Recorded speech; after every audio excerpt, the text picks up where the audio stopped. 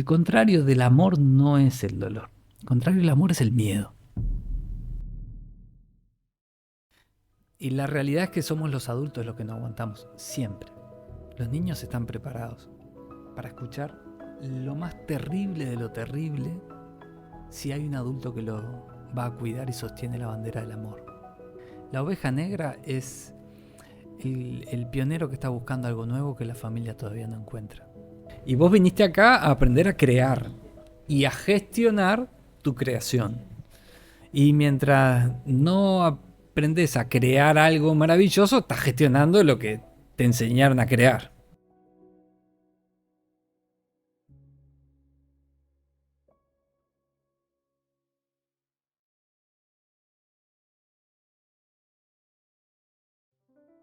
Bueno, Alejandro, bienvenido. Gracias por estar acá. Hace muchísimo que estamos esperando este momento. Y bueno, si te parece, sin mucho más preámbulo, arrancamos con una pregunta un poquito fuerte.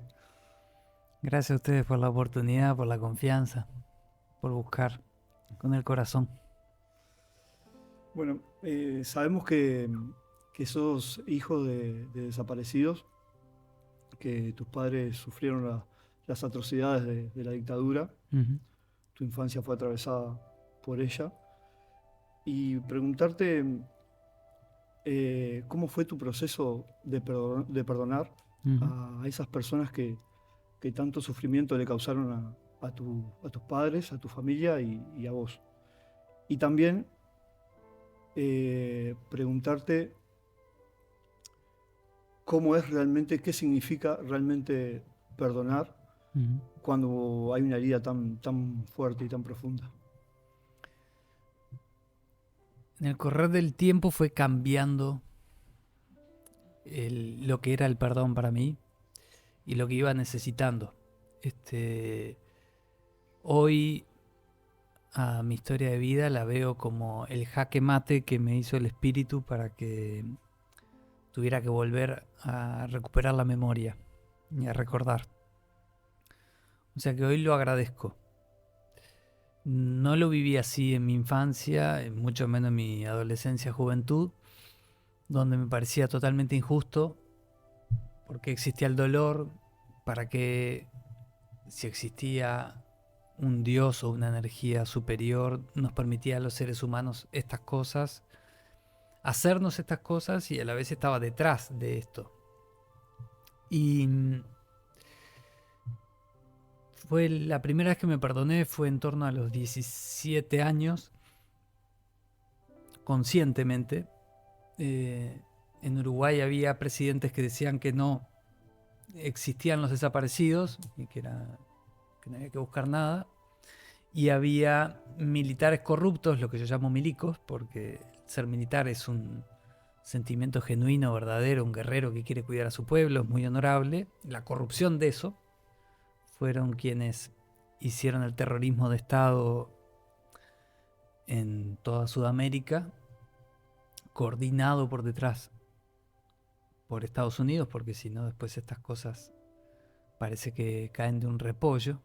Y dentro de esa historia global y más allá de cualquier ideología política que no las tengo, la primera vez fue cuando vinieron todos los partidos políticos que había en Uruguay a ofrecerme ser parte de su juventud. Yo todavía era menor y me di cuenta que yo era un trofeo que no tenía que ver conmigo, que tenía que ver con mis padres. Y me juré que nunca iba a sacar la credencial y no iba a votar. Así perdiera la ciudadanía uruguaya. Tenía la ciudadanía argentina, que es donde nací, en Buenos Aires. Promesa que me hice y que no me arrepiento y que hasta el día de hoy he cumplido. Y, y que después Uruguay con la ley me la facilitó. Hay una ley 16.032 que son los uruguayos que no nacieron en territorio uruguayo, que sacar la credencial es opcional. O sea que después la vida me dio una mano. Pero yo en el medio renuncié. Dije, bueno, no, porque parecía a mis 18 que no. Entonces en aquella época vinieron detrás.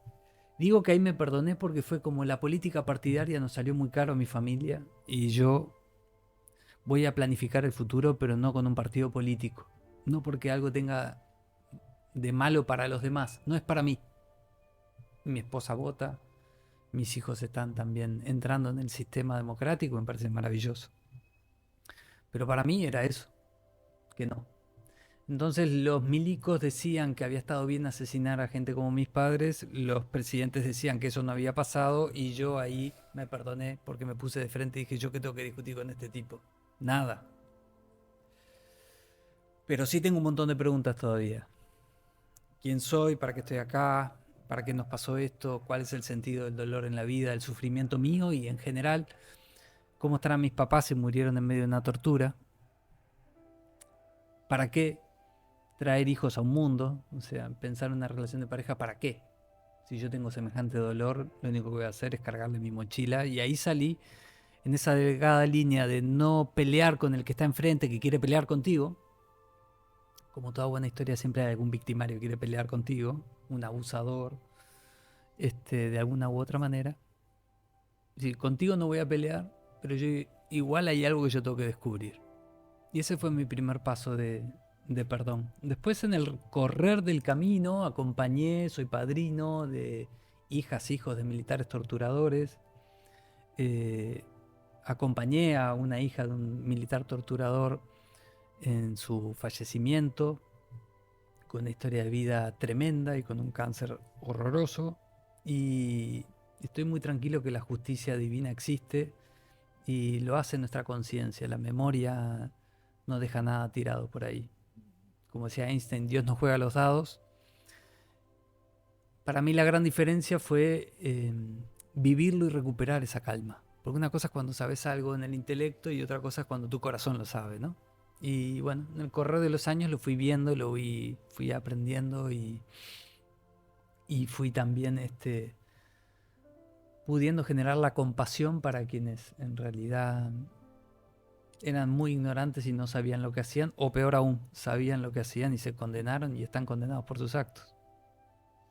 Em, en tu infancia te contaban que tus padres estaban varados en una isla Ujú, y te pasaban incluso cassette con sus voces. ujú, Y en un fragmento del libro del Camino del Puma decís que te asustaba no poder unir esas dos versiones de tu vida, la que te contaban y la que vivías.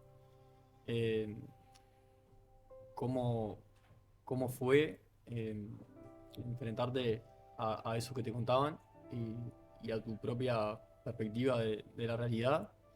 Y, y cómo te sentiste cuando te contaron o te enteraste de lo que había sucedido realmente con ellos. No eran las voces de ellos, eran las voces de una novia de uno de mis tíos que se hacía pasar por mi mamá. Después como sonidista me di cuenta de lo importante que era para mí escuchar las voces verdaderas y la vida hizo la magia y aparecieron grabaciones increíbles de carrete abierto de aquella época con las voces verdaderas. Lo que fue un tesoro descubrir que hablo parecido a mi papá, ¿no? Y sí, bueno, yo tenía 1 año y 9 meses, ¿cómo puede ser, no?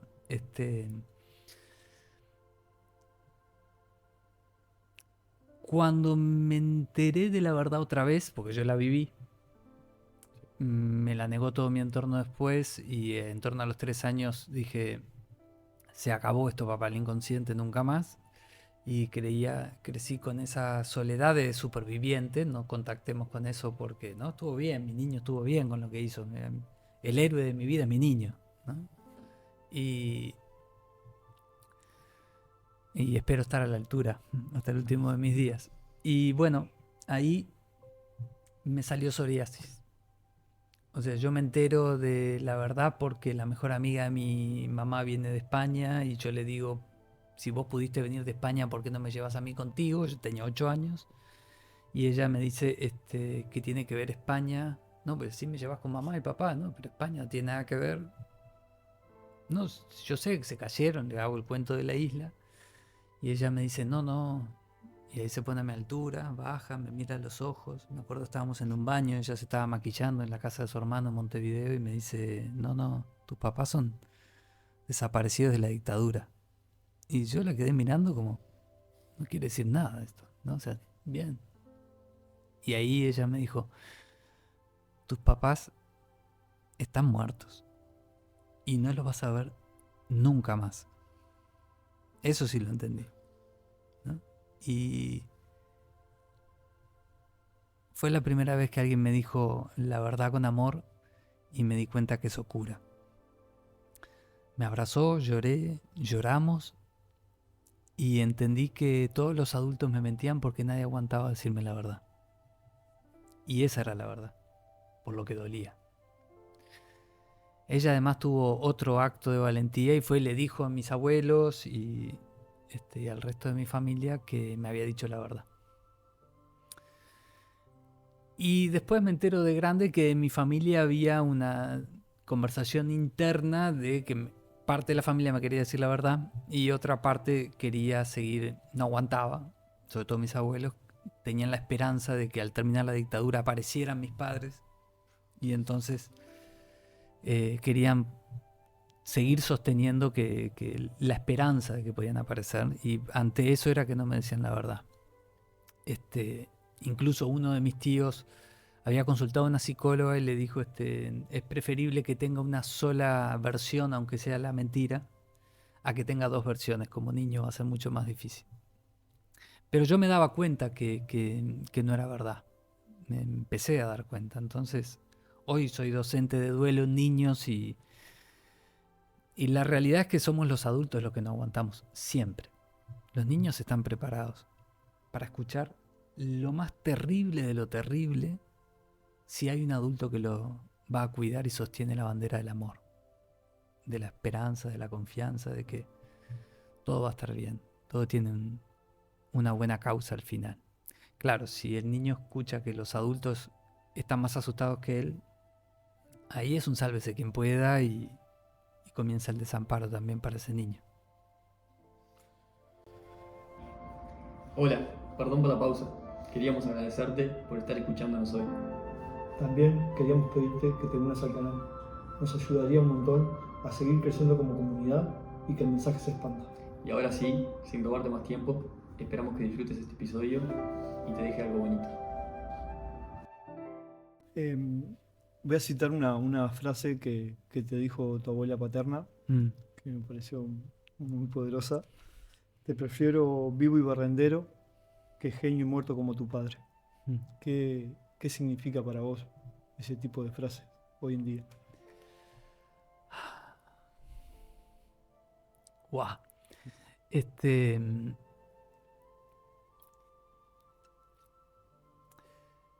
Mi abuela tenía una libretita. Para mí mi abuela era una vieja de mierda. Yo era su único nieto. Me maltrataba todo el tiempo. A los 13 años me dijo esta frase. Yo había salido abanderado del sobresaliente de mi clase. No el único, pero uno de ellos. Y llegué y me dijo esta frase. Te prefiero barrendero y vivo que genio y muerto como tu padre. Mi padre siempre fue una figura inalcanzable. Después descubrí que la versión que yo tenía de mis padres era, de mi padre sobre todo, eran las mentiras que mi padre hacía para ocultar su vida militante. O sea que la mitad de la versión que toda mi familia sabía de mi padre no era verdad. Y yo estaba lejísimo de mi padre y después resulta que para mí mi padre era un ingeniero exitoso, máster en física en la Sorbonne de París, profesor de 5 idiomas y astrónomo, un montón de cosas. Y bueno, no era ingeniero, era profesor de 5 idiomas y era astrónomo, pero no había ido a la Sorbonne de París. Era todo mentiras para épocas de dictadura y esconder su historia. Y resulta que su mayor pasión era la fotografía. Y yo había salido comunicador y decía, ¿por qué? A mí me gusta la música, a mí me gusta expresar, a mí me gusta la radio. ¿Por qué? ¿Por qué soy un ingeniero? O sea, ¿qué tiene que ver? Y de pronto descubrir que no. Iba a la facultad de ingeniería porque revelaba las fotos en el laboratorio de la facultad de ingeniería. Era lo que le encantaba hacer. Y ganó premios como fotógrafo y todo, pero bueno, lo fui descubriendo después. Entonces, mi historia tuvo mucho de ir reconstruyendo una identidad y sacando mentiras y descubriendo verdades. Entonces a mi abuela, lo dije a propósito, era una vieja de mierda y lo era. Después de que me dijo esa frase, no fui por 6 meses a verla. Mi otra abuela me decía, sos el único nieto que le queda, Alejandro, anda, por favor, anda, está muy sola, anda, anda. Me despertó compasión y dije, está bien, voy a ir a verla. Entré y me dijo, viniste con la cabeza cansada, ¿no? Me di media vuelta y me fui. Imagínate el carácter de mi abuela, ¿no? Tenía un carácter que era ¡fua! De aquello. Y yo me di media vuelta y dije, sí, no entendiste nada. Me di media vuelta y me fui. Vamos a pulsear a ver quién tiene más carácter. Y yo con 13, 14 años. Después que ella se puso muy viejita, yo tuve que desarmar su casa. Y cuando desarmé su casa, me encontré con una libretita. Y encontré en esa libretita que había escrito durante 27 años, mes a mes, otro mes más sin mis hijos. Mes a mes, renglón por renglón, mes a mes. En aquella época hacía 27 años que mis viejos habían desaparecido y yo la entendí. Y siempre la amé, pero ahí la entendí. La verdad es que fue muy duro lo que mi abuela tuvo que vivir. Cuando ella decía mis hijos eran mi viejo y mi vieja, porque ella decía que mi vieja era otra hija más que la vida le había regalado, la hija mujer que no había podido tener nunca. Mi viejo era hijo único. Su esposo había fallecido 2 años antes y ahí entendí que, claro, era demasiado dolor. Era demasiado dolor. Murió con 98 años y 10 meses,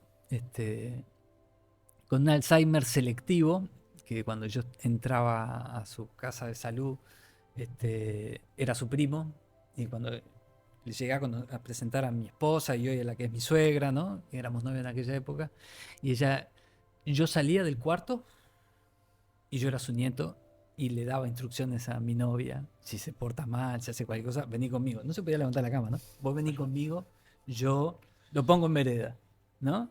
Yo estaba en el marco del cuarto viendo, ella con la corta vista no veía que yo estaba ahí. Yo hacía, bueno, hola, ¿cómo está? Automáticamente era su primo, ¿no? Y me hacía historias de cuando tomábamos champagne en el Prado juntos, cosas que jamás pasó conmigo. Y claro, es que si yo seguía siendo su nieto, ella seguía perdiendo a su hijo y a su nuera. Entonces, en cierto momento de su vida, y fue con el pasaje a la casa de salud, ella dejó de sufrir. Entonces, a mí cuando las personas me dicen que a veces tienen miedo, mi abuela jamás quería ir a una casa de salud, bajo ningún término, pero lo pasó muy mal los últimos años de su vida viviendo sola. Y yo tenía 2 señoras que la cuidaban y bueno, iba. Y ahí nos reconciliamos porque un día la quise mandar al cuerno porque me maltrataba todo el tiempo. Y las 2 mujeres que yo pagaba los sueldos para que fueran ahí, yo laburaba en radio y con la pensión de ella, me miraban como, este pibe tiene 22, 23 años, está acá todo el día y la vieja no para de relajarlo. Entonces venían y me decían a solas, me decían, aguantala, pobre, no, sufre un montón, aguantala. Entonces un día yo le iba a mandar al cuerno y en lugar de mandarla al cuerno porque me había dicho algo otra vez para pelearme, la miré a los ojos y le dije, abuela, ¿sabes una cosa? Que por dentro la mandé al cuerno y por fuera mi palabra dijo, te quiero mucho. Por primera vez, ¿eh? Y al otro día, te quiero mucho. Al tercer día, yo lo decía sin sentirlo, lo empecé a sentir. ¿Sabes que te quiero mucho? Y al cuarto día, abrí la puerta y ella desde su cuarto que me escuchaba acostada en la cama dijo, llegó mi nietito preferido, la luz de mi vida, vení que te quiero dar un abrazo. Y las 2 mujeres estaban así, mandíbula al piso, de que, ¿cómo 3 te quiero mucho lograron esto? ¿No? Y tuve un romance divino los últimos 4 o 5 años de vida con mi abuela, donde en cierto momento, y por eso para redondearlo con lo otro, irse de su casa fue soltar su historia. Soltar su historia fue un Alzheimer selectivo que le permitió sentirse cuidada, recuperar su alegría y cerrar su historia desde otro lugar bonito. Después me contaba, había un placar ahí en el cuarto de la casa de salud y venía y me decía, hay ahí me viene a visitar todas las noches. Ahí hay una puerta y ahí vienen y me contaba sus hermanos. Tú, Carlito, viene me contaba todos los hermanos. Y bueno, eso es uno de los rasgos cuando una persona está en las etapas terminales. Después lo estudié como tanatólogo, pero ahí era como muy evidente, ¿no? La están viniendo a acompañar. ¿Y qué aprendizaje, o uno de tantos, aprendiste de tu familia? Con todo ese dolor, pero también con todo su legado. Que el amor es más fuerte. Ya lo dijo Tango Feroz, pero hay que encontrarle las puertas. Yo era la oveja negra de mi familia.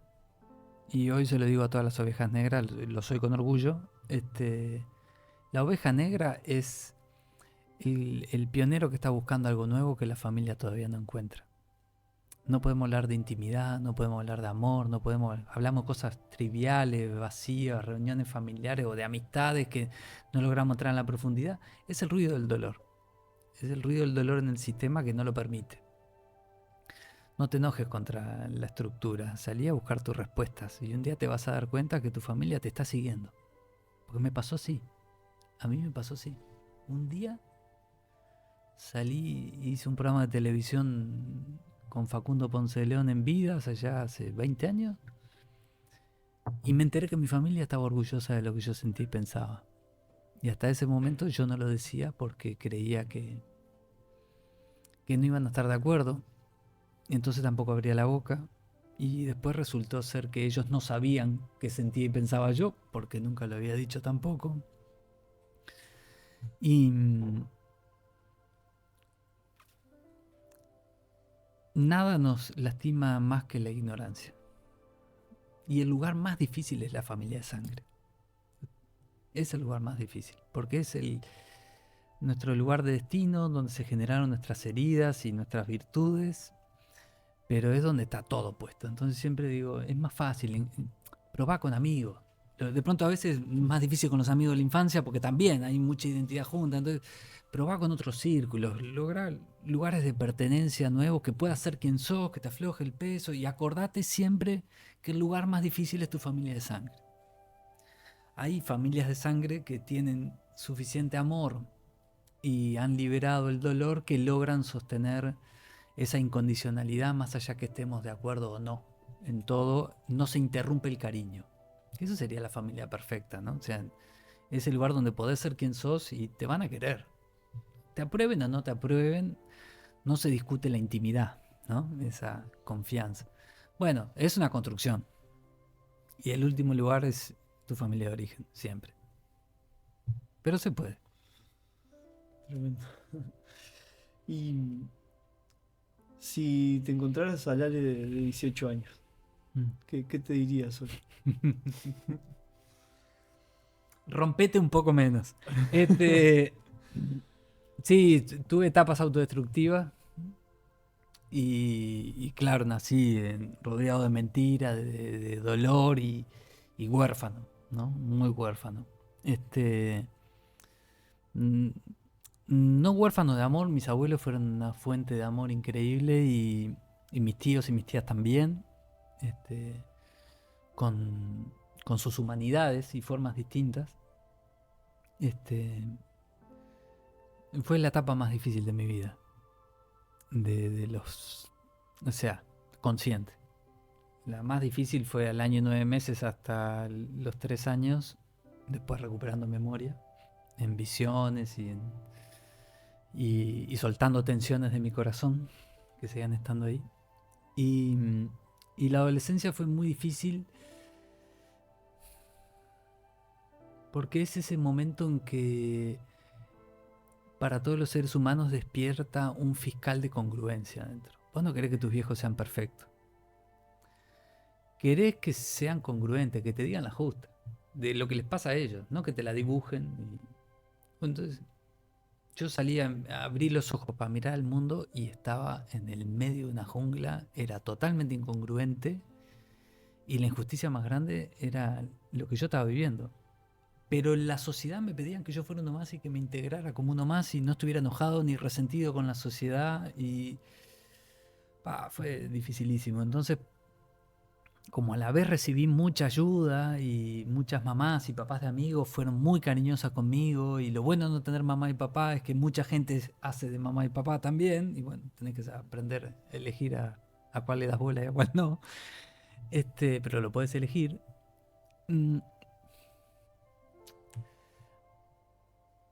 Entiendo que por un acto de bondad decidí autodestruirme a mí. Noche, alcohol, ¿no?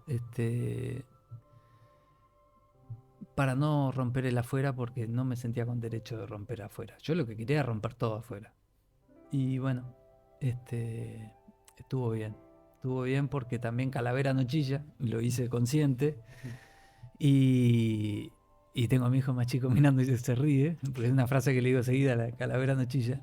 Y también esto de hoy como guía espiritual, terapeuta, sanador, lo que fuera, yo quemé tapas y le recomiendo a las personas, vos quemá las etapas. La libertad no nace de la represión, la libertad nace de la libertad. Entonces hoy, cuando alguien me viene y me pregunta de algún tema oscuro, le digo, yo estuve ahí, está bien, tranquilo, se sale de todos lados. De pronto un día cuando vuelven esas invitaciones, entrás saludando. ¿Qué hace tanto tiempo? Siempre con los mismos consejos, vos, ¿no? Estás en la misma, ¿no? Y sí, ya sé a dónde lleva, ya sé a dónde yo fui, yo ya sé a dónde lleva. No es de Santurrón que yo estoy acá, ¿no? Soy una historia de rock sinfónico, ¿no? Me atreví a ir a las catacumbas, están buenísimas. Solo que te rompen. Y ya yo estaba demasiado roto para seguir en ese lugar. Si mirás todo el recorrido, desde ese niño que llegó a Uruguay hasta la persona que sos hoy, ¿cuál crees que es la enseñanza más grande que te ha dado esta travesía? Que lo mejor está por venir. Una y otra vez. El techo es hasta donde vos quieras. No dejes de soñar.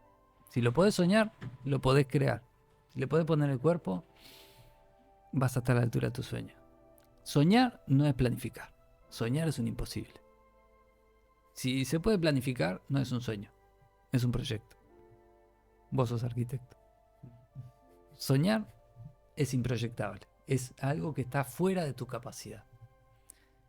Y cuando lo ves que se hace realidad, te das cuenta que tenés una relación con la creadora, el creador del universo, que te responde con haces y comodines de frente. Y no tiene que ver con la religión, y no tiene que ver con una forma, tiene que ver contigo adentro. Esa intimidad, saber que podés volver a casa y que te están esperando.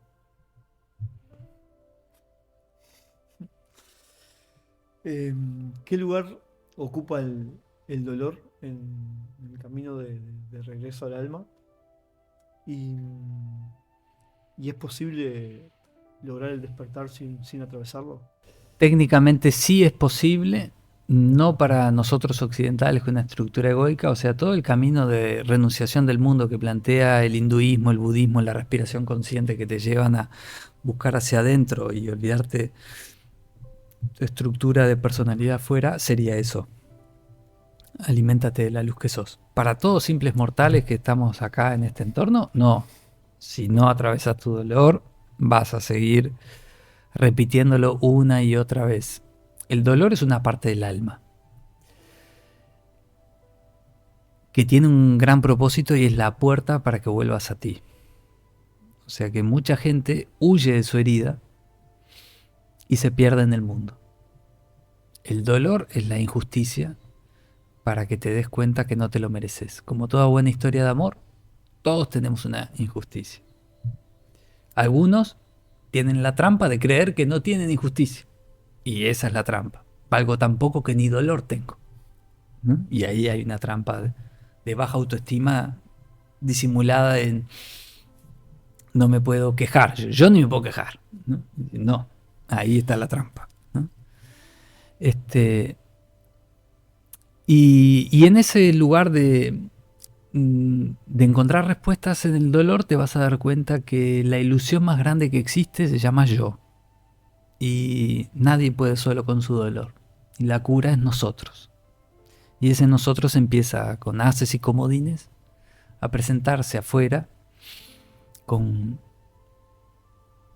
seres mágicos que se disfrazan de seres humanos, pero en realidad hacen magia y que te empiezan a mostrar que existe otra manera de vivir y que tenés que entrar a soñarla, a atreverte, a ir, ¿no? ¿Y por qué no para mí? De pronto un día, ¿no? Como, ¿no? Y bueno, pero me ocurrió el dolor, pero que no te frene. El contrario del amor no es el dolor. El contrario del amor es el miedo.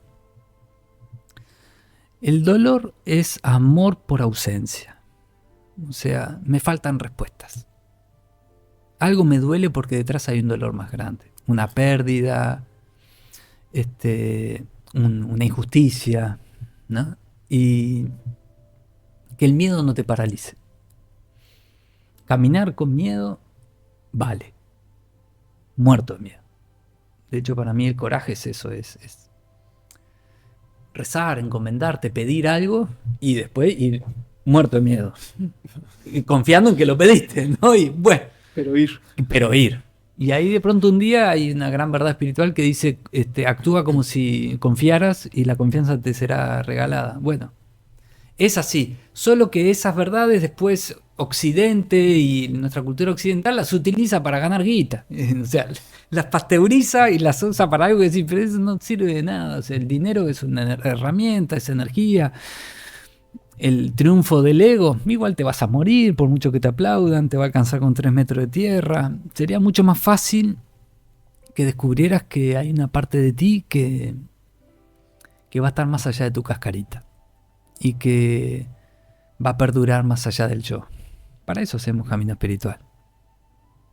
Hay una frase que escuché, que ahora que mencionaste el ego, que dicen que el miedo en el fondo es el miedo del ego a la muerte. ¿Cómo ves eso? Sí. La reina de las transformaciones, nuestro último gran cambio para mí, es la muerte. Y el ego sabe que lo contrario de la muerte es el nacimiento. Como el ego nace en tu parto, en realidad ya en la gestación de tu mamá, pero oficialmente para el ego, él cree que nació el día que dice tu cédula, tu documento, ¿no? Entonces el ego cree, y lo cree con verdad, que va a dejar de existir el día que su cuerpo lo expulse. El ego puede dejar de existir antes. El ego puede tener vislumbres y vos ver a la divinidad que sos un rato sin el ego y después el ego vuelve otra vez y ya sos un gurú y decís qué bueno que soy, ¿no? Y ¿no? La divinidad es la que pinta el cuadro y el ego el que lo firma, ¿no? Qué bien que me quedó, ¿no? Y en realidad todo esto es un juego de la divinidad para que el ego se dé cuenta que es divino. O sea que la espiritualidad barata o la psicología de pasillo dice que el ego es el malo y el ego es como el colesterol. Hay del bueno y del malo, ¿no? El otro día escuché una frase que me dijo Enrique Benito, un médico de cuidados paliativos, una eminencia, un amigo. Yo quiero un ego de bajo consumo, ¿no? Y claro, no está mal tener un ego cuando ese ego está al servicio. No está mal tener un ego que reconoce que la autoestima empieza primero dándome a mí lo que necesito y desde ahí puedo ayudar mejor, porque si lo doy y yo no me sacié, después lo que ocurre es que me enojo con los demás. Sí, No se dan cuenta, no me reconocen, todo lo que les doy, todo, ¿no? Y todos los miedos son hijos del miedo a la muerte. Pero no solamente va a llegar aquel día. Nosotros tenemos ya muchas muertes en nuestra vida, tenemos muchos grandes cambios, tenemos muchos ciclos que terminaron y ciclos que empiezan, tenemos muchos ensayos. El estreno de nuestra obra de teatro, cuando se levante el telón se va a prender la luz y vamos a ver si lo que decíamos era de la cabecita para afuera o estábamos en ese lugar, es el día de nuestra muerte. Muchos caminos espirituales hablan justamente de muérete antes de que tu cuerpo te expulse. O sea, dejarte de identificar con que estás en un cuerpo no quiere decir que no reconozcas que el cuerpo es un templo sagrado o que tengas una despersonalización y no entiendas que sos la divinidad pasando a través de este embudito y salís acá en esta realidad y vos también, o sea, tenemos mucho New Age puesto en lo que es el nirvana y la iluminación, o el nirvikarpa nirvana, que es posterior, y Jesucristo tenía que tener un ego gigante para poder domar a su miedo a la muerte y dejarse atrapar. O sea, sin ego no lo hubiera hecho. Un ego rendido al servicio de su existencia, el sentido de su vida. Sabía para qué había encarnado, sabía para qué estaba acá. Lo mismo podríamos hablar de todas las guías y los guías espirituales. Son personas que lograron que el ego se ponga al servicio de, no que se vaya. Si se va, quedas en un manicomio. Hay un fragmento del libro de Jean Pardonnet que dice: cada individuo vive los desafíos que necesita y esa comprensión transforma un momento en una oportunidad. ¿Cómo hace una persona para comprender esto y para transformar las cosas que suceden en una gran oportunidad? Claro, si vos sos una víctima de abuso y yo te digo que lo que te pasa es una oportunidad, vos vas a decir: entonces, Alejandro, sos un mal tipo. O sea, ¿qué me estás diciendo? ¿Que me siga dejando abusar? No, la oportunidad es que le pongas un límite al abusador, que dejes de estar sometido y de hacer algo bueno con tu vida, ¿no? En la realidad, nosotros, como seres humanos, dentro de nosotros hay 5 dimensiones que se mueven una y otra vez: la desdichada, el ambicioso, la buscadora, el alma y la sabiduría, el sabio, el ser. Los seres humanos vamos de una u otra. Entonces, perdonarnos, dependiendo en qué momento estamos, te diría que hasta qué hora del día estamos, en qué momento, o cuánto sonar WhatsApp implica una cosa u otra, ¿no? Entonces, ¿qué es lo que hace que nosotros podamos estar más tiempo en un estado de conciencia, de sabiduría, o nos sintamos desdichados? Bueno, los niveles de dolor que todavía cargamos en nuestro cuerpo físico, que es la mochila.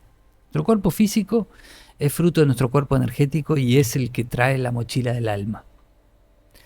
Y a medida que vamos liberando esos dolores, nuestro cuerpo físico también no va a dejar de envejecer, pero sí va liberando esas resistencias, y naturalmente empezás a tener menos malos pensamientos, menos malos sentimientos, menos malas actitudes. Empieza a ser más liviana la cosa. Claro.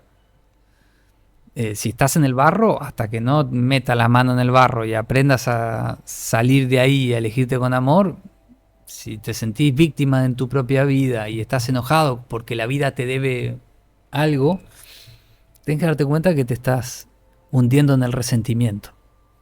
Y entonces, ¿a quién estás castigando? A vos. Como yo me castigaba a los 18 creyendo que yo también era culpable de algo. No lo hacía consciente, me ocurría.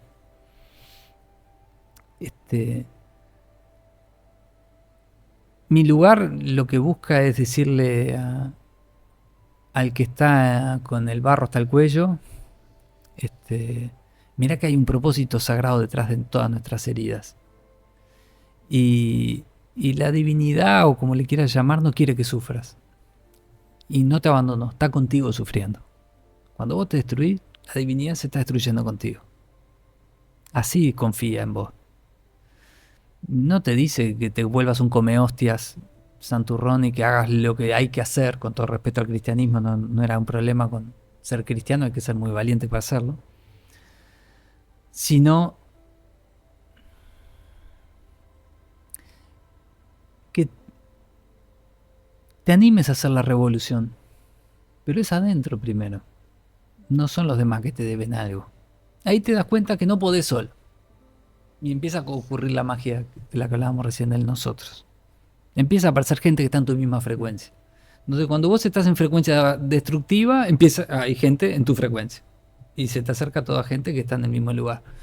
De sed y hambre. ¿Qué es para vos la búsqueda de la visión? ¿Y por qué crees que es tan transformadora?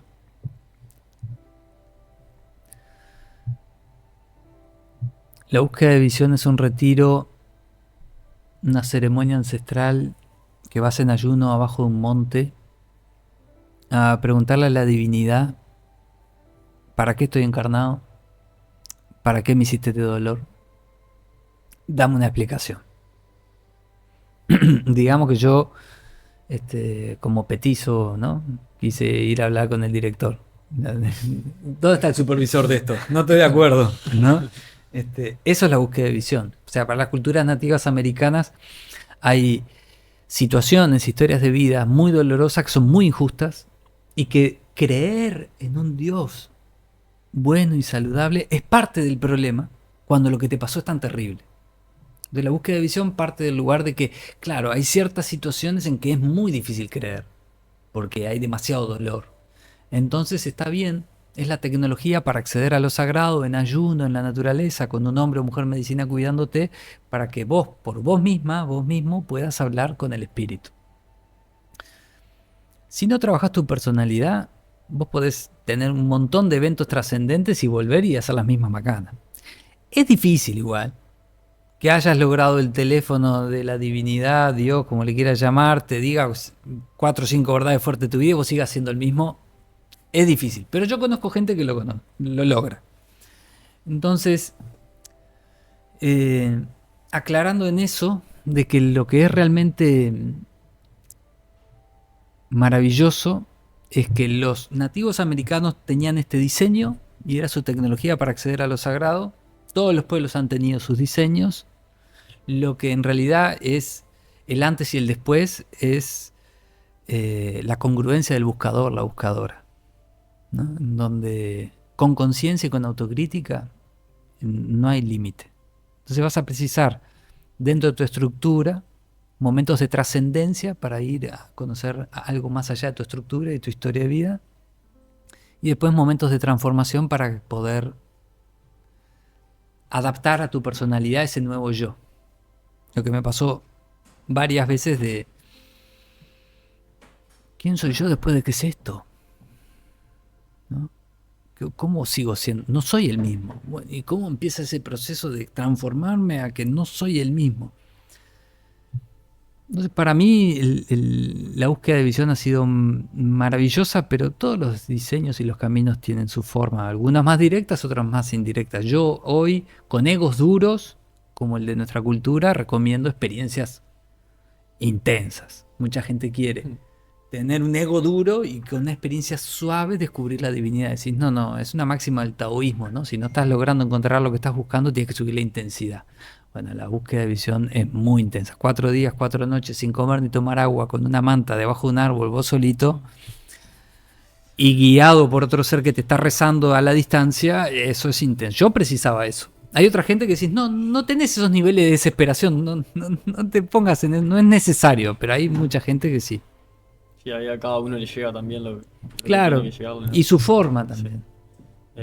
En la primera búsqueda dijiste que sentiste la presencia y el amor incondicional de tus padres, tus abuelos y el gran espíritu. ¿Cómo impactó eso en tu vida? Me regaló la humildad para seguir caminando. No había encontrado todas las respuestas que necesitaba, pero había descubierto que había algo más grande y que bajate de la soberbia de que podés cuestionar todo. O sea, está bien, podés cuestionar todo, pero no con soberbia. Una delgada línea ahí de modestia, de, mira, sí hay una manera que se puede descubrir la verdad. En tu segunda plantación, viviste en el cuerpo de tu madre y de tu padre en la dictadura. Si podés explicar un poco también qué es la segunda plantación, para la gente que tal vez no entienda, y cómo impactó en tu manera de ver y sentir el amor y el dolor de tus padres. Sí, yo lo que vi fue los 6 meses de tortura que tuvieron los dos y los vi dentro de ellos. Y lo sentí en mi cuerpo, y lo que fue más intenso, sentía lo que ellos pensaban y sentían en ese momento. mientras los estaban torturando y a mi mamá la estaban violando. Yo cuando hice los 4 días, descubrí que había algo más grande y que tenía que seguir caminando. Me llegó un año, 4 días de ayuno, llegué a los 7 días, que es la puerta de la sanación del alma. Son 4 días de ayuno, el 5.º día te traen un poquito de alimento. Esto pasó hace 20 y pico de años. Yo fui a ese lugar muy exitoso para afuera. Como joven era muy exitoso en todo lo que nuestra sociedad vale, externo, pero para adentro fui y le dije al espíritu, no vuelvo a mi vida, no vuelvo, se acabó. O sea, yo vengo acá, o me decís la verdad y me la mostrás, o me quedo acá a morirme, no vuelvo. Durante los días que fueron pasando, fui atravesando pruebas de volvete, no aguantas más, dale, y yo estaba en no, voy a ir para allá, voy a ir para allá. La 7ª noche, que era la última antes de que terminara el retiro, escucho una voz. Yo no había tenido una visión nunca. Escucho una voz y se supone que ibas ahí a buscar la visión, ¿no? Que me dice, con voz de anciano así adentro, ¿no? Me habló en el pensamiento, pero hablaba distinto que yo. Fue la primera vez que escuché una voz de otro dentro de mí. Por eso fue como... Yo estaba en el medio del campo, tapado con una manta en la noche, en el departamento de 33 acá en Uruguay en enero, un calor de aquello de noche, una sinfonía de grillos y insectos y de todo, una noche estrellada, súper silenciosa, y de pronto, ahora te vamos a mostrar lo que pasó. Y yo me destapé y dije, ¿quién me habló? No había nadie. Dije, no, yo no lo escuché afuera, yo lo escuché acá adentro. Estoy re loco, dije, no puede ser. Dije, no, bueno, está, tranquilo, vamos, esto debe ser la visión. Y me tapo la manta. Cuando me tapo la manta veo túneles, y me destapo otra vez y asustado. Yo era como un torpedo que iba buscando por túneles. Y dije, no puede ser. Cuando vi, esto debe ser una visión, Alejandro, vamos, ¿no? O sea, estás en la puerta, para lo que estás acá. Me tapé. Vuelven otra vez los túneles, que los veía dentro de mi pensamiento. Yo era totalmente consciente de que estaba en el campo en 33, acostado en una manta, y entro, y de pronto salgo adentro de un cuerpo donde veo a través de unos ojos y veía una lamparita arriba, blanca, y me doy cuenta, y la persona está atada en una camilla, ¿no? Y me doy cuenta hasta que escucho sus pensamientos. Y cuando escucho sus pensamientos, Dios, lo único que te pido es que cuides a Alejandro, mi vida, mi amor, te amamos, nunca nos imaginamos que podía llegar a pasar esto, Alejandro, estábamos locos, perdón, Dios, cuídalo, Ale, cuídalo. Y ahí me doy cuenta que estoy dentro del cuerpo de mi madre y que los pensamientos que escucho son los de mi madre. Y la voz me dice, 1 año y 10 meses. Y empiezo a ver la tortura, la empiezo a sentir en mi cuerpo. Empiezo a ver lo que le están haciendo, lo empiezo a sentir en mi cuerpo, y la voz me dice 1 año y 11, y no fue rápido, lo hago rápido para no... Ahí sentía el dolor en el cuerpo todo físico. el dolor, en mi cuerpo. Yo gritaba, lloraba, destruido abajo del árbol, era totalmente consciente que estaba abajo del árbol en 33, que lo que estaba viendo lo estaba viendo dentro de mí. O sea, vos de afuera lo único que veías era un flaco que gemía desesperado bajo un árbol, ¿no? Era lo que veías. Y yo... Lo que más me impactaba es que ella no paraba de rezar un solo segundo por mí. Y le hacían las cosas más atroces del mundo, y mi vieja lo único que hacía era rezar por mí. Hágame lo que me tengan que hacer. Yo, Alejandro. Lo que a mí más me impactó fue que no estaba entendiendo nada de qué estaba pasando, pero no tenía ninguna duda de que lo que estaba pasando era verdadero. La voz me fue contando hasta que me dijo en un momento 2 años, 2 meses y medio, y ahí la lamparita se volvió todo blanco, el cuerpo quedó inerte y yo me fui a la luz así, y la voz me dijo, finalmente la paz. Yo lloraba desconsolado, tirado en el medio del campo. Cuando paré de llorar, que me digo, ahora te vamos a mostrar el resto. Y empiezo a ver túneles otra vez, y salgo en otro cuerpo y ese cuerpo era mi viejo. Y pensaba muchísimo más que mi madre, pero muchísimo más, y no se perdonaba que habían atrapado a mi vieja. Estaba furioso. Háganme lo que quieran a mí, pero no toquen a Elena. Alejandro, perdón. Y rezaba todo el tiempo, y pasa otra vez la tortura, va pasando, ¿eh? Hasta que finalmente la voz me dice 2 años y 3 meses. Y ahí siento un dolor que se me rompen todos los huesos. Y veo agua. Y al final del agua, allá arriba, viene una lucecita. Y esa lucecita toma todo. Y queda todo blanco. Y la voz me dice finalmente la paz. Lloro. Y cuando termino de llorar, me dice... La voz me habla adentro. Aunque tú no los puedas ver en este momento, están contigo tus padres y tus abuelos. Y cuando tú te separaste de ellos, te desconectaste de la fuente del amor. Y hoy están aquí para que te vuelvas a conectar. Y me dan un abrazo. Y yo siento la energía. Sentí un amor y una paz. Me dormí en el medio del campo. Y amanece el sol al otro día y digo, ¿y yo cómo sigo viviendo después de esto? Pero no podía hablar yo todavía. Entonces me vienen a buscar, me llevan a un temazcal, un sauna de purificación, te devuelven la palabra, donde yo todavía no podía hablar, y el hombre medicina me empieza, prende un tabaco, donde supuestamente veía mi búsqueda de visión él, y dice, ¡fua! ¡Qué difícil la 7ª noche! Ver todo ese dolor, ver todo cómo mataron a tu madre, y ver todo cómo mataron a tu padre, y verlo por vos mismo. Y yo estaba así. Lloraba solo, diciendo, ¿cómo sabe? ¿Cómo sabe? Yo no le dije nada a nadie, pues yo me había jurado que no le iba a decir nada a nadie. Y bueno, de ahí me da más noticias y más cosas. La cuestión es que a los meses... La Comisión para la Paz de Uruguay, en aquel momento el presidente Jorge Valle tenía una comisión que le traía la verdad a los familiares, nos presenta a todos los uruguayos que nuestros familiares habían fallecido en Argentina una comisión y nos dan partida de muerte por desaparición forzada y me dan los 2 que mueren el mismo día. Y yo sabía que la voz había sido muy clara, 2 años, 2 meses y medio, que era mi edad, como contaba la voz, y 2 años y 3 meses. O sea, mi padre había vivido 15 días más que mi vieja. Era así.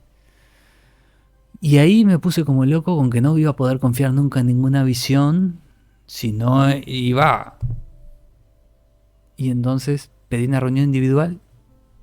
Me recibió el doctor Ramela y Soledad Civils, que era la secretaria en aquella época, y un sacerdote que representaba a Perico Aguirre, que ya había fallecido, que era el representante familiares, y les digo, fui con mi novia, en aquella época, hoy la madre de mis hijos, esposa, y les digo, ustedes me dieron la información no es correcta. Pero no les dije, no es correcta porque yo abajo de un árbol, voy a decir, me enchalecan, ¿no? Y dije, no es correcta. Y él me dice, bueno, vamos a buscar el libro maestro. Y me dice, bueno, Elena Lerena fue secuestrada en tal día, fue llevada en un pozo clandestino tal, cual, tal, no sé qué, y fallece en medio de una tortura el 2 de mayo del 78. Muy bien. Y mi viejo figuraba como 2 de mayo también. A ver, Alberto, Corch, Lerena, Laviña fue llevado, pasan por los mismos pozos, los llevaban juntos, pero no se veían, estaban separados hombres de mujeres. Es uno de las 16 personas que sobrevive a todas las torturas y es arrojado en un vuelo de la muerte al Río de la Plata el 16 de mayo del 78. Y ahí yo me doy cuenta cuál había sido el dolor que yo sentí, que se me partían todos los huesos, y por qué había agua, que nunca jamás lo había pensado. Entonces mi cara de que el hombre me estaba diciendo la verdad de la visión de lo que yo no había podido aceptar, porque me dolería tanto aceptar eso en ese momento que lo pasé por arriba. Y Ramela se da cuenta y me dice, ¿vos no sabías que tu padre murió en un vuelo de la muerte? No. Y yo, uy, perdoname, te lo hubiera dicho distinto, yo pensé que ya sabía. Pero mi impacto era por la visión, Claro. ¿no? Todo junto, así como... La confirmación. La confirmación de que era verdad. Y me dice, tenés razón, tu padre falleció 15 días después que tu madre. ¿Qué te dimos? Que murió en el mismo día. No, está mal, la partida de función está mal, rómpanla, es un error burocrático, acá en el libro maestro está bien. La información que vos tenías es la correcta, me dijo. Y ahí, ta. De esto no me voy más. De esto me refiero a la relación con el espíritu, ¿no? O sea, hay una manera de tener la verdad, aun cuando en la tierra no se puede conseguir o las sociedades no la quieren. Yo lo hice por desesperación y en jaque mate, pero está ahí para todos. Hoy te digo que lo que me pasó fue muy fácil. La medicina de los honguitos me llevó por el micelio de la memoria dentro de la tierra, que eran los túneles que yo veía. El que me hablaba era el espíritu del honguito y me llevó a ver por medio del cuerpo de mi madre y por medio del cuerpo de mi padre, porque todos los cuerpos vuelven a la tierra. O sea que la guardiana de la memoria es la tierra. Y vio mi desesperación y mi pureza en el pedido de lo necesito y por compasión me lo regaló. Ahí dijiste recién que tu viejo fue el único, creo, que sobrevivió a todas las torturas. 16. 16 uruguayos sobrevivieron de 28 que eran secuestrados de ese GAU. Y fueron arrojados en un vuelo de la muerte, que es el quinto vuelo de la muerte. ¿Por qué crees que el cuerpo o la persona sigue luchando y resistiendo? No se entrega, digamos, y sobrevive a todas esas torturas. ¿Por qué busca y no ese sobrevivir o seguir luchando? ¿Qué es lo que en ese caso a tu viejo lo hacía seguir adelante y sobrevivir a todo eso antes de entregarse, digamos? Cuando sos papá no tenés duda de la respuesta. Vas a ir más allá de lo que puedas hasta que te tengan que tirar de un avión. Ya lo vas a sentir. Nacen, te agarran un dedo y sos de ellos. Hay una frase que te dicen que es ese momento en que tu camino personal y el camino espiritual se unen, se juntan. ¿Cómo nos damos cuenta de esto? ¿O cómo podemos hacer para que esto suceda?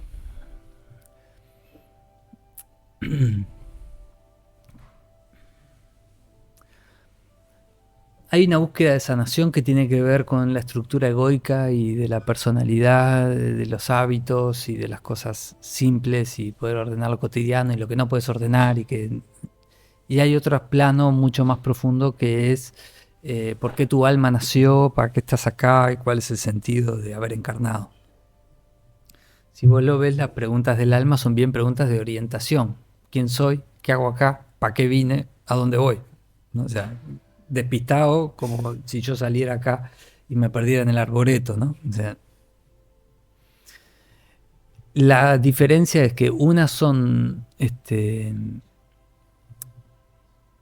preguntas del sobreviviente y otras son preguntas del que eligió encarnar, ¿no? Del que vino acá. ¿Cómo te das cuenta cuando las dos van de la mano? Porque estás acorralado y no hay otra opción.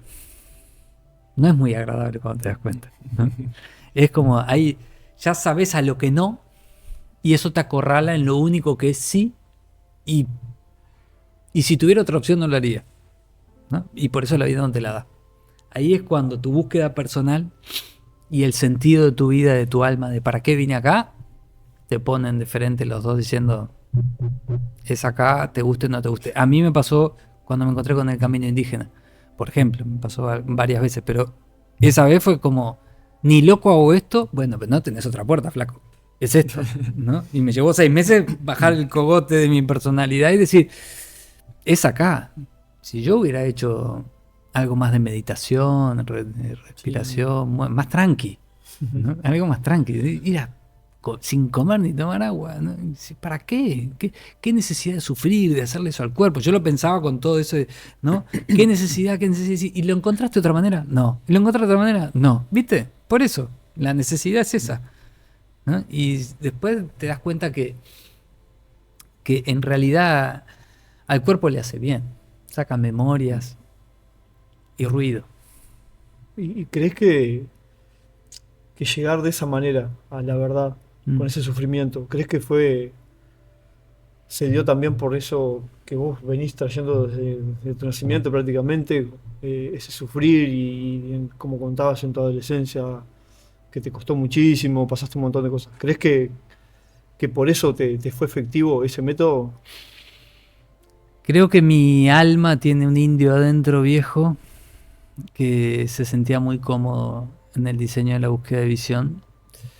Y ese indio es muy desconfiado y no quería intermediario. Yo no vine a decirle a las personas que me sigan a mí o sigan a otros. Yo soy el guía que les dice que se sigan a sí mismos, ¿no? Y la única manera de poder serlo con la congruencia del corazón es haber tenido el corazón totalmente roto, haber perdido totalmente la esperanza, pero no haber soltado la perseverancia. Para poder hoy decirle a cualquiera que tenga el corazón roto, no importa si crees, lo que importa es que no pares de caminar. Y no son palabras vacías, están llenas de sudor, de lágrimas, de risas, de alegría, de tristezas, pero sobre todo están llenas de vida, de experiencia. Y no por ser especial. La vida no tiene hijos favoritos. La vida tiene hijos que se eligen, hijos que envidian a los otros y no se animan a hacer de su realidad un sueño. Voy a citar otro momento, una frase que viviste una vez, que te dijeron: tú no tienes nada que preguntarme a mí, pregúntatelo a ti mismo, que ya lo sabes todo. ¿Cómo podés explicar ese mensaje? Y también, ¿cómo lográs encontrar esas respuestas a tus preguntas? Aparece, o sea, es una visión, un sentir en el alma, se manifiesta en la naturaleza. En ese momento, cuando me dijeron esa frase, pregúntatelo a ti mismo que ya lo sabes todo, era lo último que yo quería escuchar. Yo quería escuchar la respuesta. Claro. Decime, 2 y 2 son 4, fácil, dale. vamos, es para allá. No, vos ya sabés y ya sabés todo. Yo, estás loco, no tenés ni idea. No sabés con quién estás hablando, ¿no? Y del otro lado, un indio viejo mirándome. Yo sé más que vos de vos, ¿no? Y como, bueno, por ese respeto. Y me asustó mucho cuando me dijo esa frase. Después, con los años, aprendes a diferenciar el lenguaje de la vocecita de tu personalidad a la voz del espíritu. Es distinto. El espíritu no es que habla todo el tiempo. No. Muchas personas le piden a Dios que sea un gestor. Arreglame esto, arreglame lo otro. Diciendo, no, Dios no está para arreglarme. Dios crea. La fuente de vida es creadora. Y vos viniste acá a aprender a crear y a gestionar tu creación. Y mientras no aprendes a crear algo maravilloso, estás gestionando lo que te enseñaron a crear. Estás en eso, ¿no? Y bueno, salir de ahí implica un salto de energía, implica subir el dimmer de tu corazón, ¿no? Subir la intensidad, la luz, y bueno, son procesos, ¿no? No es por el espíritu, es la personalidad la que necesita que sea un proceso para poder irse transformando. Si te lo suben de un saque, te queman.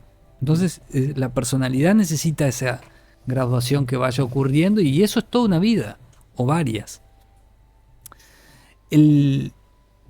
Hoy, la verdad es que hay veces que el espíritu me dice para allá y yo diferencio. Hay veces que yo elijo para allá y el espíritu me dice, ponele. O sea, está bien, es una chance, si querés, dale. Y la mayoría de las veces el espíritu fue mucho más dirigente en otros momentos de mi vida y me decía, haz esto, haz esto, haz esto. Cuando había que fundar las comunidades, fundar la escuela, fundar purificación, ¿no? Sostener una nueva comunidad, armar, me daba órdenes así, traca, cotidiano, y yo contento iba, bien, lo que hay que hacer, vamos, me dijo el espíritu, vamos. Y después de un momento que yo sabía ir, pero llegué a un lugar de paz, de gracia, de armonía, de que eso se reflejaba afuera, que me dijo, bueno, ¿y ahora? Y ahora es lo que vos quieras. No, ¿cómo? Lo que vos quieras. Ya está, llegaste. ¿A dónde? A donde querías llegar. A la paz. Una vida hermosa. ¿Lo ves? Sí. ¿Y ahora qué hago? Lo que vos quieras. sos confiable. ¿Para quién? Para mí no. Pero para mí sí. Voy a hacer lo que vos quieras. O sea, me dio la derecha de vivir en la realidad que tengas ganas. Me asustó un montón. Y ahí dejé de hacer los viajes que hacía presentando libros y haciendo talleres por todo el mundo. Dejé de hacerlo. Dejé de hacerlo y dije, yo me perdí en mis padres, no me voy a perder en mis hijos. ¿Me das a elegir lo que yo quiero? Sí. Quiero vivir la infancia de mis hijos, su adolescencia, disfrutarlos. Quiero eso. Está bien. ¿Y no te quería salvar a nadie? No. Te estaba salvando a vos cuando ayudabas a otros. Ahora, si es lo que vos elegís, está bien para mí. Entonces a veces añoro aquello porque te da mucha más seguridad cuando te están diciendo hace esto, hace lo otro, hace esto, hace lo otro. Y en cierto momento es dale, a donde vos quieras. ¿En serio confías así en mí? Mirá que yo no, ¿eh? Vos dale. Y bueno, mañana la puedo macanear, le erro. Estoy acá para ponerle el cuerpo a mis elecciones y está bien. Seguiré eterno aprendiz, seguiremos aprendiendo. Ahora ya con un poco más de disfrute. ¿Qué lugar ocupa el silencio en tu vida? ¿Crees que estamos perdiendo la capacidad de escucharnos?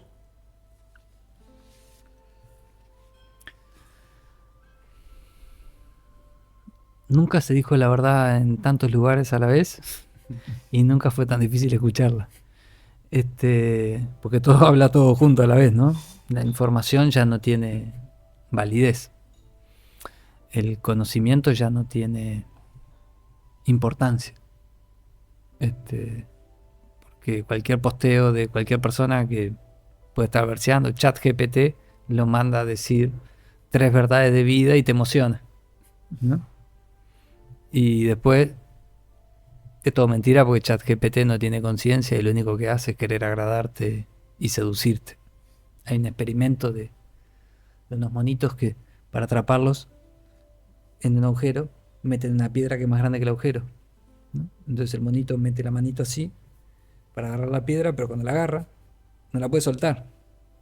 Y el monito se queda atrapado. No se da cuenta que si suelta la piedra es libre y ahí lo cazan, ¿no? Bueno, la piedra es el celular. Y somos nosotros que quedamos atrapados al celular. No es el celular que te atrapa. Es vos que no te das cuenta cómo soltarlo. Entonces, para mí, a la hora de elegir algo, yo lo que le diría a las personas es que vivo en las sierras y en la comunidad por el silencio. Como fui sonidista toda la vida y DJ, se valora el silencio de calidad. Cuando vos estás pasando música toda la noche o estás en la radio seleccionando música, lo que te pasa es que cuando se calla todo es qué lindo. Este es el sonido más lindo de todo. Entonces, una de las cosas que a mí me enamoró de la sierra era el silencio. Llegaba así. Y no había luz, no había alumbrado público y no había casi ruido, nada así. Naturaleza. Hay gente que sale huyendo de eso. Dice, bueno, pero ruido se consigue fácil, ruido. Haces 50 kilómetros, 20 kilómetros, hay ruido en todos lados. Prende el celular y hay ruido. Silencio. Cuando vos lograste que tu corazón esté disfrutando el silencio adentro, el silencio te amplifica. Y como dice Cartole, el silencio habla. O sea, uno de los lenguajes del espíritu es el silencio. O sea, detrás del silencio. Para eso hay que tolerar el aburrimiento y atreverte a pasar para el otro lado, ¿no? La personalidad grita y tiene 70 máscaras distintas que gritan desesperadamente. El silencio sabe que no tenés ningún otro lugar a donde ir que no sea el silencio, así que está re tranqui. ¿Qué es para vos un acto de amor hoy? ¿Y en qué crees que estamos confundiendo el amor con otras cosas? Y también qué es tu pareja para vos en tu vida. Mi pareja en mi vida es una fuente de libertad. Es un honor ser testigo de su caminar. y de las conquistas que ella ha hecho en su propia vida y cómo se ha superado a sí misma. Y no creo que haya nadie que me conozca tanto como ella. Pero eternamente libre. O sea, nos amamos hoy y hasta hoy el contrato estuvo bien. No se nos ocurre en ningún momento esto es para siempre. Y así llevamos 22 años. ¿Mm? Lo vuelve mucho más liviano y divertido. Después, ¿qué es el amor? El amor para mí es la fuerza que nos une. Los guaraníes tienen un concepto que se llama Mborayu. No tienen algo como el amor romántico que tenemos nosotros. Es el reconocer que si hay algo que tiene que ver contigo, lo atraes y estás cerca de ti. En ese lugar los victimarios de nuestra vida están muy cerca. O sea que hay mucho amor ahí, en el medio. Al servicio de tu alma, para que despiertes. Nosotros en nuestra cultura llamamos amor a muchas cosas muy distintas. Creemos que el cariño es el amor. No, el amor es tu naturaleza. Es lo que sos. No hay que hacer fuerza para ser amoroso. Te ocurre. Hay que hacer fuerza para sacar el dolor que no te permite ser amoroso todo el tiempo. Para eso hay que hacer fuerza, ¿no? Hay que hacer fuerza cada mañana, cada tarde, cada noche, hasta que en cierto momento tu naturaleza te sostenga. Y el día que decís, ya estoy totalmente en mi naturaleza, perdiste y empezaste otra vez a caminar, ¿no? Desde el comienzo. Un acto de amor. Un acto de amor. Acá hay varios actos de amor. Por ejemplo, en este momento. Un acto de amor es su confianza invitándome. Un acto de amor es acepté reconociendo la pureza de su invitación. Un acto de amor es mi hijo esperando que tengamos la entrevista y aceptando salir conmigo sabiendo que la condición es te tenés que bancar un rato que papá va a hacer una entrevista. Y el más divertido de todos para mí es irnos un rato al cine ahora. Los dos varones solos, ¿no? Y bueno, el hermano mayor quedó con la madre. Hay amor por todas partes. Bueno, y ahora si te parece, vamos a escuchar dos audios que enviaron dos seguidores. ¿Son estos primero? Sí, manda el primero arriba. Bien. Sí. Vamos con el primero. Hola Ulises, hola Ale, espero que estén todos muy bien. Mi pregunta sería, ¿qué se imagina que sentirían o pensarían sus viejos en cuanto al perdón con esas personas que tanto mal le hicieron a tantas familias? Así que bueno, era por ahí. Un saludo grande y nos estamos viendo.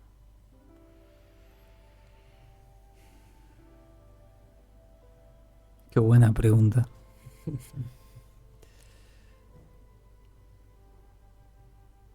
Creo que nuestro destino está unido y que estarían bien conformes de lo que hice con el dolor que les infligieron. Muy contento de eso. Bueno, y vamos con el segundo. ¿Es este, verdad? Sí. No. La pregunta es la siguiente. ¿Qué significado tiene para vos vivir en comunidad? Qué buena pregunta, gracias. Los seres humanos nos hemos desarrollado muy poquito en los vínculos, es donde más necesitamos.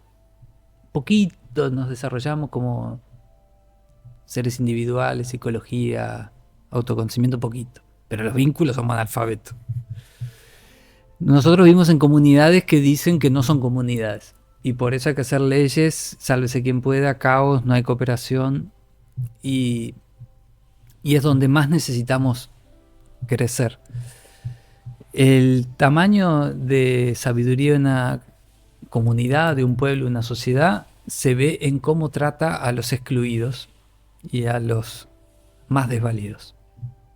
Si te das cuenta, yo soy muchas minorías. Soy hijo detenido desaparecido, pero también soy padre de 2 varones, no todo el mundo. Soy un esposo que tengo 22 años de matrimonio, vivo en el medio del campo, soy un hombre de medicina con un título invisible, tengo otros títulos como terapeuta que son visibles, tengo psoriasis, em, soy tío de algunos sobrinos, o sea que en mí mismo, no voto, por ejemplo, en mí mismo hay un montón de minorías que conviven solo en mí, ¿no? Entonces cuando como comunidad dejemos de sentirnos que hay que competir con los demás por un lugar abajo del sol, y que el lugar abajo del sol está para todas y todos, y no es por mérito, vamos a poder tomar la madurez de, en lugar de darnos codazos para administrar la carencia y el hambre, empezar a gestionar desde la confianza de que hay suficiente para todos. Y eso, claro, que hay gente que hace malas cosas y en las peores de las ignorancias, con conciencia o sin conciencia, hace daño y hay que ponerle límites. Sí, por supuesto. Pero la diferencia va a ser que nosotros hoy creemos que si alguien va a la cárcel, le estamos haciendo un favor y no nos damos cuenta que nosotros nos estamos condenando. No por no separarlo, sino por a lo que lo estamos arrojando cuando lo separamos. Podríamos empezar a ayudar a las personas que se equivocan o que están más desorientadas, que vulneran el derecho de los demás, a crecer y transformarse y sanar de otra manera que no sea esta, que los condena a ellos y nos condena a nosotros por arrojarlos a eso, ¿no? Podríamos construir espacios de verdad con amor. Hoy tenemos espacios de verdad, pero ninguno de esos tiene amor. Hoy hablamos un poco y lo mencionamos al ego. La pregunta es, ¿qué es el ego? ¿Qué rol cumple? ¿Y cómo podemos nosotros enfrentarnos a él o aceptarlo en cierta forma? El ego es la estructura de adaptación y supervivencia que tenemos de cara al mundo. Se tiene que encontrar con un doble juego: el mundo y la supervivencia de afuera y el mundo y la supervivencia de adentro, y que a veces eso está muy peleado, no tiene nada que ver. Hay egos translúcidos que pueden ser este vaso, y hay egos que son una maceta y lo que les pasa adentro y lo que les pasa afuera es totalmente distinto. Y adentro son súper ásperos y afuera muestran como que está todo súper. El ego finalmente es el mismo ser, divinidad, Dios, gran espíritu, no importa por la franquicia que llegues, que tuvo la bondad de ponerse a querer salvarte de la vulnerabilidad, y lo peor es que ya sabe que está derrotado porque igual te vas a morir en el diseño de la vida. Entonces,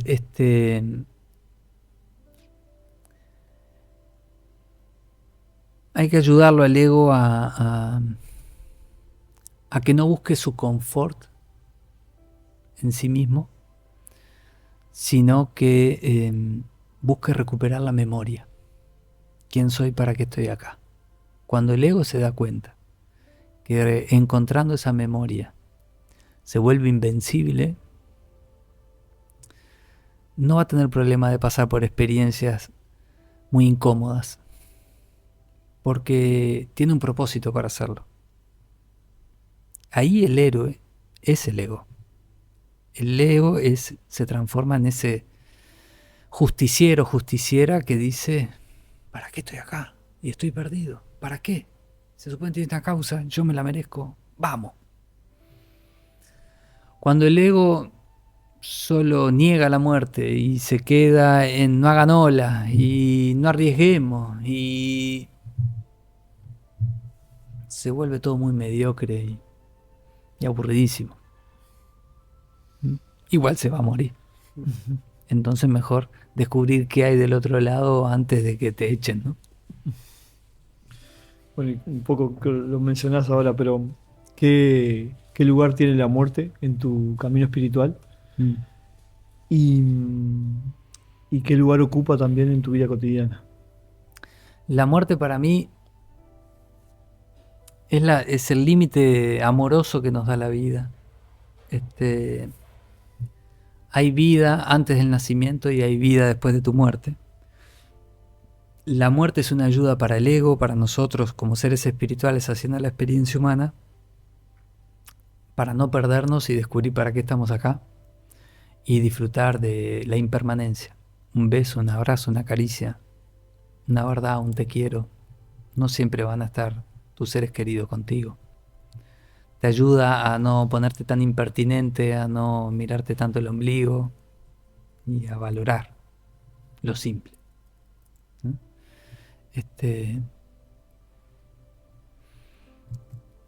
Hoy la muerte es el mismo respeto de siempre, pero nada de miedo. Respeto. Y la verdad es que he acompañado a muchas personas Solo recibí a 2 personas, que son mis 2 hijos, en sus partos. Y pude sentir a la muerte también ahí. O sea, que se abría la vida y se abría la muerte. Y pude acompañar a muchas personas a fallecer y sentí el perfume que hay del otro lado y cómo se abre también una ventana de mucha vida. Cuando alguien está muriendo, como un alma es parida del otro lado. Y aquel que vio a su mamá o a su papá morir en paz no le tiene miedo a la muerte. Bueno, yo no los vi morir bien, pero los vi morir íntegros. Y más que eso, ojalá yo pueda llegar a morirme íntegro y saludar a la bandera diciendo, sigo siendo aquel niño. ¿Cómo se hace para vivir desde el corazón, sin volverse ingenuo, en un mundo que muchas veces es violento? Así. Sabiendo que estás en tu corazón y que en cualquier momento te podés pasar de ingenuo y el mundo te puede agredir. Afuera está la jungla de la supervivencia. Empezar a buscar adentro es saber que estás buscando algo más allá de fin de mes, algo más allá del hambre, algo más allá del confort. O sea, estás queriendo descubrir de qué se trata la vida. Y eso se encuentra adentro. Claro que no podés llegar solo y vas a necesitar otro montón de relaciones. En ese lugar de otras relaciones, también vos con la mejor intención y algún guía espiritual se va a aprovechar de vos. Vos con la mejor intención y alguna novia se va a aprovechar de vos. Algún novio te va a mentir, se va a manipular. Pero vos tranquilo, que vos con la mejor intención vas a encontrar el mejor resultado. De pronto no viene como vos querías. Seguro va a venir como vos necesitabas. Si la vida no está haciendo tu plan, es que la vida tiene un plan mejor. La vida no castiga. Muchas de tus decisiones, o todas, las decidiste escuchando tu alma, escuchando esa voz interior. ¿Cómo haces para dominar eso y callar a la mente, que por lo general suele limitarnos? Los momentos más difíciles no son cuando escucho mi alma adentro, porque mi mente ya está subordinada y dice, habló plano superior, achique, no quiero, achique, ya está como, Ya está dominado. Vamos, va. Lo que es realmente un placer es escuchar a mi alma hablando por la boca de los otros. Cuando ya no es mi alma, sino que es nuestra alma. Y entonces de pronto descubro que me cuida en el cuidado de los otros. Que me muestra hacia dónde ir con la palabra de otra persona, con la guiñada de otra persona. Y me descubro que somos uno. Y no sabes para un huérfano lo lindo que es no sentirme solo. Siempre sigue siendo igual de lindo. En esto que somos seres espirituales, viviendo una experiencia acá en la tierra, que somos alma, que elegimos un cuerpo para atravesarla. ¿Cuál es la diferencia entre alma y espíritu? ¿Son dos cosas distintas? ¿Son una sola? ¿Y cuál es el rol del cuerpo en todo esto? Dije huérfano a propósito porque somos todos huérfanos acá. Porque cuando el alma se pierde del espíritu, se siente muy sola, sufre un montón, así vaya a una iglesia. La diferencia entre espíritu y alma, que en algunos lugares se usan como sinónimos y no lo son, y en algunos lugares se usan con el invertido, spirit y soul, ¿no? El espíritu, en mi manera de hablar, el espíritu es esa parte de la divinidad omnipresente, omnipotente, que no necesita nada y que no tiene dolor. Y es el soñador que genera la realidad, la luz de la conciencia. ¿Sí? En realidad debería decir el espacio de la conciencia. Porque cuando el espacio, que no tiene materia, pero es consciente de sí mismo, y va a la experiencia humana, genera la luz, que es tu medicina, y la sombra complementaria, porque entramos a la escuela del cambio. La escuela del cambio es estar encarnado, que hay movimiento. En el espíritu, todo es siempre igual. Es lo único real, porque es siempre igual. Cuando vas a hacer un alma, primero es, ¿qué don tiene? Bien, ese don, como vas a la dualidad, tiene un complementario. El símbolo de yin y yang del taoísmo y del surf. Ahí empieza el movimiento, la escuela del movimiento. El espíritu está siempre quieto, el alma está en movimiento. El alma puede sufrir, el alma puede estar perdida y sentirse huérfana. Finalmente todo este viaje es un viaje para que el ego se ponga al servicio del alma y juntos se reencuentren con el espíritu. Por eso es lo que sentirnos huérfanos. Por eso es lo de sentirnos huérfanos. Estas explicaciones son para que nuestro intelecto entienda las distintas capas. Está todo unido. Pero en las diferentes dimensiones tienen comportamientos diferentes. ¿Quién es el que estructura el comportamiento? El cuerpo físico. ¿Por qué? Porque en el plano del espíritu el tiempo es. En el plano del alma, el tiempo es un cuarto. Entrás y está todo. Pasado, presente y futuro, todo junto. En el tiempo del ego, cuando estás adentro de un cuerpo, el tiempo tiene causas y consecuencias. Pasado, presente y futuro. El cuerpo físico es el que nos da las heridas y nos estructura que hago una cosa y tiene una consecuencia. Hago otra cosa y tiene una consecuencia. En el alma no pasa eso. En el alma están todos los tiempos juntos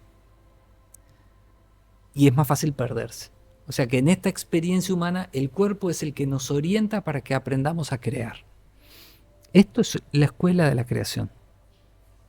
Sos la creadora, el creador del océano escondido en una gotita jugando a que estás perdido. Pero hasta que no te encontrás, el juego es muy real. Y a veces muy doloroso e injusto. Pero no deja de ser un juego. Y estas palabras no quieren no validar el dolor ni el sufrimiento de nadie, sino darle fuerza desde la certeza y la esperanza. Más grande que cualquier dolor es el amor. Tremendo.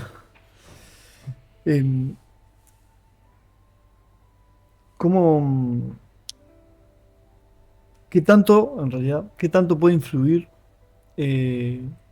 nuestro entorno cercano? ¿Y por qué crees que aparecen esas personas en el momento justo, en un segundo, y realmente te pueden cambiar la vida? Y somos conscientes que tenés varios en tu vida. Acá tenemos a Hernán, Carlos María, Carmen, Alejandro, Aurelio. Sí, una lista larguísima. Aprovecho a mandarles un beso a todos los que todavía están en cuerpo y un beso a todos los que ya desencarnaron, porque los muertos no tienen cuerpo pero están re de vivos. Y muchos te mandan comodines del otro lado. tengo una frase que me gusta mucho y es: buscando a mis padres me encontré. Pero ellos lo sabían. Utilizaban mi amor y mi necesidad de extrañarlos para que yo caminara. Estaban siempre conmigo. Pero si se mostraban, yo no hubiera caminado. Entonces me llevaron a caminar. Ahí me di cuenta que los muertos hacen eso. O sea, siempre ayudan a sus seres queridos a caminar para que puedan cumplir con el propósito de para qué estabas en un cuerpo, para qué encarnaste, ¿no? Esto es cortito y después la eternidad es mucho tiempo. No siempre aparecen personas correctas, también aparecen personas incorrectas.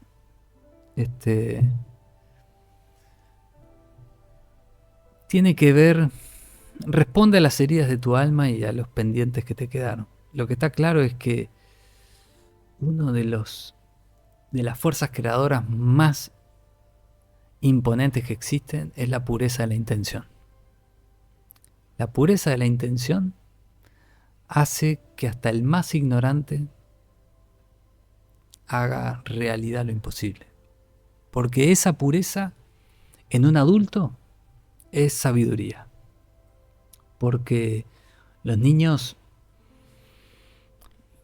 son inocentes porque son ingenuos, no saben a qué vienen, ¿no?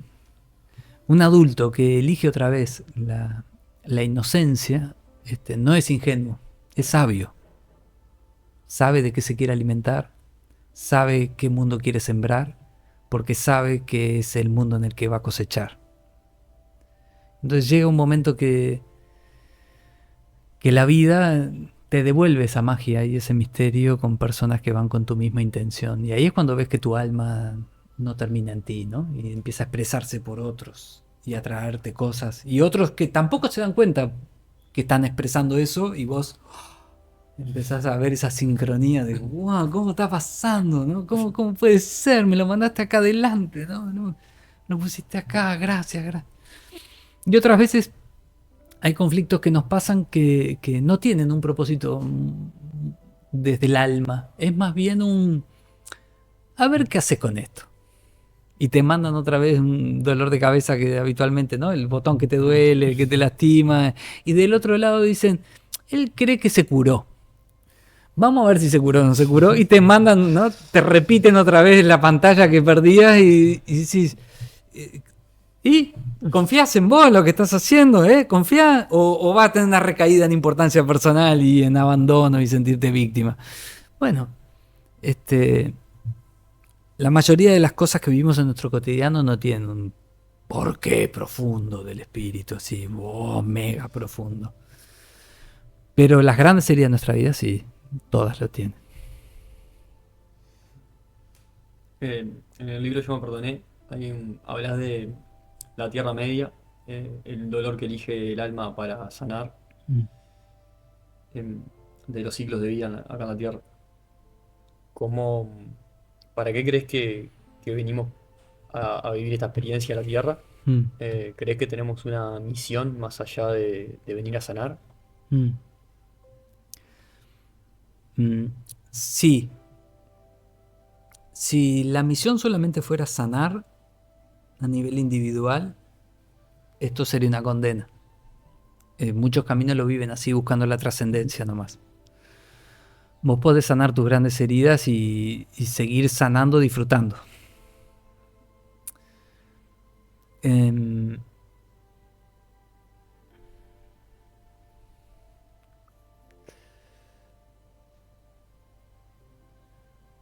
Yo creo que hay ciertas respuestas que el que las sabe no te las dice. Y el que te las dice, en el fondo no las sabe. Tiene un poco de miedo de que no pase. Yo estoy tranquilo que van a encontrar la respuesta. Porque está ahí esperándolos. Tu destino es tuyo y no es de nadie más. Te está esperando. Y quiere, tanto o más que vos, reencontrarse contigo. Cuando eso está en tu corazón, vas a ver que todo este juego que parece tan espantoso cuando uno lo mira del sufrimiento y el dolor es una danza maravillosa, que el partido está ganado.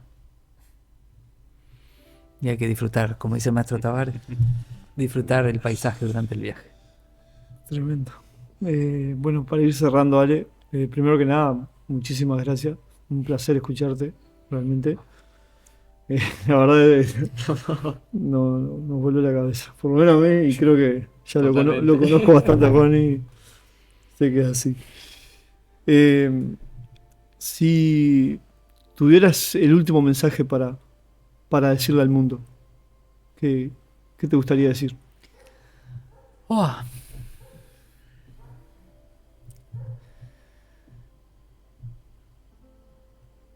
Lo mismo que le digo a ustedes ahora. Gracias. Estuvo buenísimo este viaje. Gracias. Tremendo. Qué grande. Muchas gracias, Ale. Muchas No, gracias. a ustedes, queridos. Un placer en serio. Gracias.